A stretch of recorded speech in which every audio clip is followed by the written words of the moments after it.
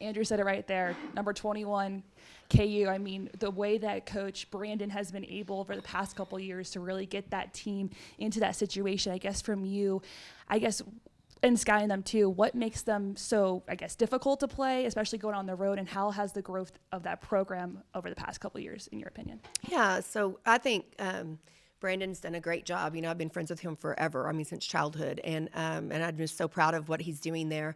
But it's taken him a while, right? I mean, we know that it's tough in the Big 12 to rebuild programs, and he's doing a great job at it. And I think basically he's got some really core players that have grown up in his program. I mean, Holly Craig Sauer being one of them.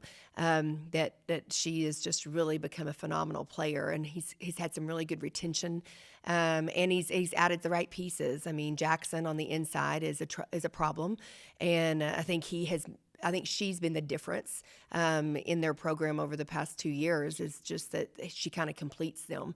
But you know, they know his system really well. Like I said, they're experienced players have been in his system for 2 or 3, 4 years, and so they know all of the actions that he runs. But you know, they've had some success, so now they're very confident. They understand what it takes to play at the next level, and I feel like they're doing that. So yeah, it's going to be a tough battle for us, but one that I think that our kids are ready for. And bouncing back off of Iowa State, what's been the message from your leaders in the locker room to help those younger guys prepare not only for their first Big 12 away game, but just bouncing back off of, for the most part of that game, it was a very close game. And, Yeah. There's times that you guys had the momentum just to keep that momentum, especially on the road. Yeah, I think they're realizing very quickly that every possession matters, that it's one of those situations where you can't lose your man, you can't miss a block out, you can't turn the basketball over. You got to be ready to score when you're open. It's attention to detail, and it is just intensity for 40 minutes. I mean, it's going to be a grind every single game from this point out. And I think that's the lesson that our young kids have to learn, and along with some of our returners as well, that they've got to step up and just be really focused on the game plan. And we just can't have back-to-back negative possessions multiple times throughout a half, whether that be fouling, whether that be giving up a three, missed blockouts. The list can go on. But the message has definitely been we knew this was coming as far as the challenge goes. I mean, we knew it was going to be a grind, and we're capable. I mean, if you look at that stat sheet and you go back and watch the film, we were in the game for the majority of the time, and we fought really hard, and I was super proud of that. If we can just catch a couple of breaks here or there, but also, really take advantage of some opportunities that I think we missed along the way. That the outcome, or at least towards the end of the game, could have definitely come down to possessions. Coach, Bree Scott's probably been your best scorer so far this year. Obviously, you expected her to make a jump in the senior season, but what have you seen specifically that's helped her make this big of a leap? I think just her consistency. I think consistency in her effort and her attitude and her work ethic, in just her attacking the basket. I think she's just been really, really consistent. I mean, this is the first time we've had her, right, for multiple games, and we are seeing some things that she can really do. And she's really confident, and she's playing with a lot of really good energy. She's being super coachable, and a really good teammate. And I think all those things combined is what you want to do your senior year. So I think that I love that she is being a leader, and that she's wanting the responsibility of being a scorer for us. And she's also having to turn around and be a defensive stopper as well. And I think she's doing all those things really well. And Kansas has Tiana Jackson, probably the best rebounder in the entire conference. How important is the play of Big Jazz and Ella and even Big Cat going to be against her? Yeah, we'll have to do a really good job on her. I think that we lost Suarez a couple of times against Iowa State that really made a difference. And Jackson will be even more of a challenge, I think. So, definitely attention to that. But at the same time, it can't just be about those specifically that are assigned to her. It's got to be a team rebounding situation, because our kids have to help each other rebound the basketball. It's one thing to be able to hold her off the blocks. It's another to go and get the board and get the basketball. So our guards are going to help us in that. We'll have to take better shots so that we can position ourselves right on transition defense to get to her. And then we'll have to just make sure that we don't lose her when the ball goes up for them. Come and see me in the front, and then we're going to Pete in the back. Coach, Kansas has 3 of the top, I think, maybe 8 or 9 scorers in the Big 12.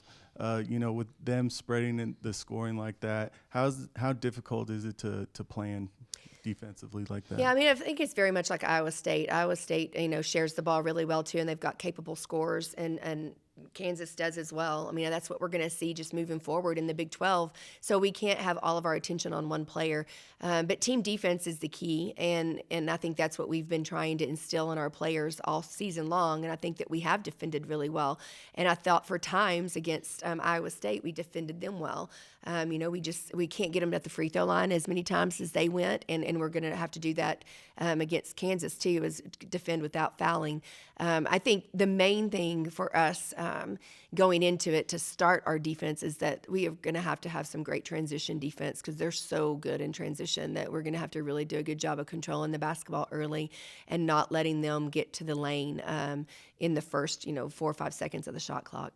And the first game away from home in a while, just how do you expect the team to sort of respond in that environment? I think they'll respond really, really well. It's when we go on the road, it really is kind of a lot of fun, because sometimes you feel like it's us against the world, right? Because there's a limited amount of travel party, there's limited fans that go along with you, and you're in a adverse environment. And I think sometimes that's going to be some of your best moments, because you really stick together and you stay unified, and you don't lose focus that way, So I think it's going to be great for us. I think our kids will handle it really, really well. And I think they're going to be glad to, get out of town for a little while.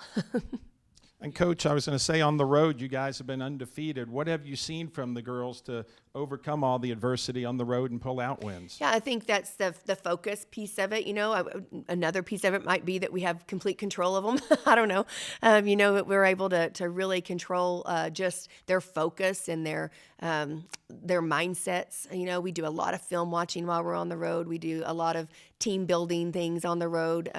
But there's just it's definitely a business trip, and I think that's a maturity thing. And I think that our seniors have done a great job of showing our underclassmen what it's like on the road and what how you're supposed to handle your business. And then just having the disappointing, first game, what have the girls done to kind of focus on moving forward? Obviously, it's a big, long season. That's just the first game in the Big 12. Yeah, I mean, there's nothing we can do about it now. I mean, you got to learn from it and move on. But I think our kids are going to have the right mindset.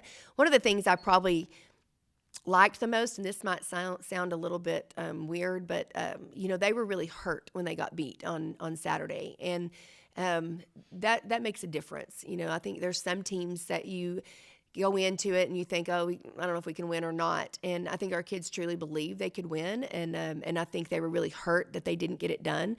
And that carries over, I think that carries over into preparation for the next one, for motivation, for to prove ourselves. And it is a long season, and it's going to be a grind. It's not going to be the last time we lose. It's going to be difficult situations in the Big 12, but I just expect our kids to rise up, go back to work, and grind out the next one, and I believe that they will do that. What did you see on Saturday that encouraged you? Taking care of the basketball, for one thing. I thought, that we took care of the basketball really well, and that we came back. I didn't think that we hung our heads. We got in some foul trouble, and we didn't let that bother us. I mean, I think we had some other kids step up defensively and offensively when we had to sit a couple of players down. We also played with some foul trouble, which I think shows some maturity and some experience there, that we can play kids with 3 or 4 fouls and still play really well. And I just liked that we did stick to our game plan, that we believed in it, that our kids, our bench was great. I didn't feel like they ever hung their heads and they ever were out of the game. And, that's what they learned from our non-conference schedule. We were down against Colorado, we were down against Middle Tennessee, and came back and won both of those games. So I feel like this team is going to know that they're always in the hunt. A couple other players for KU, Kersgeter and Prater. Kersgeter, what concerns you about her that we don't know maybe? She's just such such a phenomenal basketball player, because her demeanor never changes. It doesn't seem that she ever gets rattled. She's never too high, never too low. So we're going to have to continue to play her with the same intensity, whether she's hitting or not, because she's going to keep shooting the basketball. She's going to keep attacking the basket. She's not going to get frustrated because she's not shooting it well or scoring it. She's going to trust her teammates. The other piece for her is that she leads her team in steals. So we're going to need to make sure that we don't let her get easy buckets by running through a passing lane or coming up with something where she can get a free bucket, look at the bucket in transition. So I think that's going to be key to keep her having to really take difficult shots. And finally, for me, I know that getting back on defense is important to stop in the paint, but that was a problem against Iowa State. So is that a concern for this game as well? Yeah, for sure it is. And you know, it's a lot about our lineups too, and that's something that our kids have got to learn and that we're going to point out to them today in film is, you know, when we have a mismatch in transition. And what I mean by that is if they have a 5-player that can really run the floor and we have Big Jazz or Ella on the floor as our 5, you know, they're powerful 5 players. They're not going to be kids that can just run sprints up and down the floor. And I didn't think that our guards did a good job of recognizing who was in the game with them and understanding the challenge of transition defense for our bigs. And so we took a couple of shots early, right when Big Jazz got in the game. I think we took like 1 pass threes or 1 pass shots, like 3 consecutive trips and missed. And basically all we did is make Big Jazz run 3 sprints right in a row. And that's not to our benefit, right? I mean, we need her to be able to get position. We need her to be able to get a touch. So I think that part of it has to be our shot selection and just our offense, our time of possession when we have certain lineups on the floor, when we've got a challenge like that. And then secondly, just knowing personnel. I know there was one specific play that we had a safety back and Soares was running the floor, but that safety was matched up on Jones, and she was so concerned about Jones trailing in that she let Soares go right by her.